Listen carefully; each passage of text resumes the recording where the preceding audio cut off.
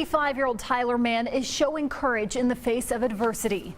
Don Kent has an aggressive form of dementia. Since his diagnosis, he has been dedicated to educating others about the illness. Tonight, in our special series about Alzheimer's disease and dementia, KETK Today anchor Isaac Ramirez shows us what East Texans can learn from the Kent family's experience.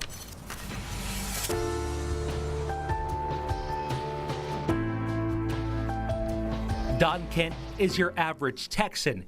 He enjoys waking up to the smell of coffee, cappuccinos, and that sort of thing. Collects baseball cards. Eddie Matthews. Third. Yep, right there. He was third baseman. And loves his wife and their 3 sons. It's our son, Wayne, who was in the Navy. Earlier this year, Don's routine was suddenly interrupted. I passed out while I was at dinner. We were in New Orleans for a family wedding. My wife's family is from New Orleans, and I just started feeling odd sitting at the dinner table, and then I passed out. Don sought medical care, and a couple of heart problems were found, resulting in a pacemaker, but So I had extreme cloudiness of thinking. He consulted doctors in both Tyler and Dallas, but his condition became worse. I started having suicidal thoughts and ideations, and I've never had anything like that before. And I hadn't been getting any answers here, and they decided that maybe I needed to go to the Mayo Clinic. That's where he was diagnosed with Lewy body dementia, a disease that causes a progressive decline in mental abilities. It's caused by protein buildups in the brain. I was stunned that I was diagnosed with a condition that I'd never heard of. According to the Lewy Body Dementia Association, the disease affects an estimated 1.4 million Americans.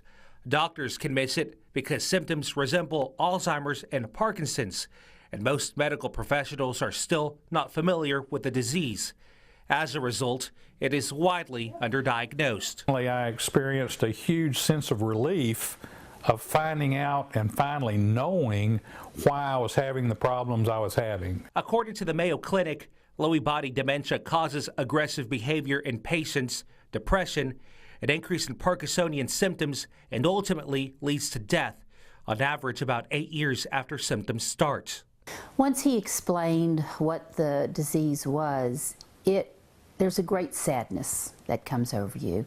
Don and his wife Cynthia got married in 1975 after meeting while in school at Baylor. I was in the debate office. I was a sophomore, and I was getting ready for the season, working with my debate partner, and this very attractive young lady came in and my debate partner looked over at her and said, "Who's that?" And I said, "I don't know, but I'm going to marry her." For decades as an attorney in Tyler, Don represented doctors and hospitals in malpractice cases, and Cynthia served as a state district judge. Her love for her husband is unconditional. We have family together, and of course our faith. You know, our Lord Jesus really works with everyone who faces sadness and sorrow and loss and hardship and disease.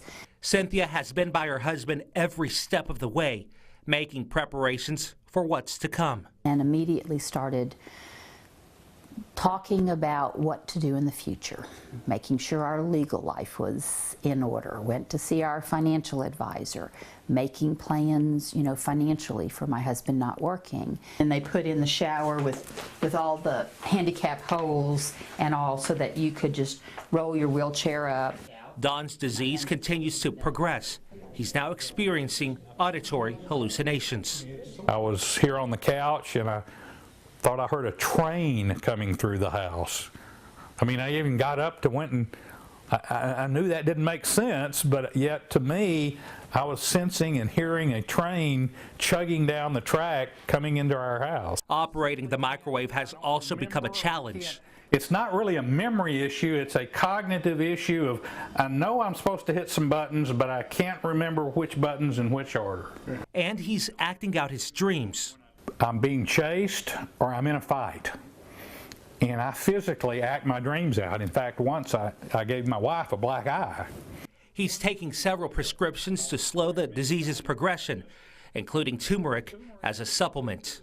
In the highest intake happens in India, per person intake of turmeric is the highest, and also the lowest rate of dementia in the world is in India. For now, Don is dedicating his life towards educating East Texans about the disease.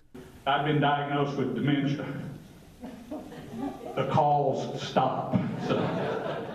He recently spoke at Grand Rounds inside UT Health Northeast, a forum for doctors and medical students. I need to have a purpose, and this is my purpose, is to let people know about this.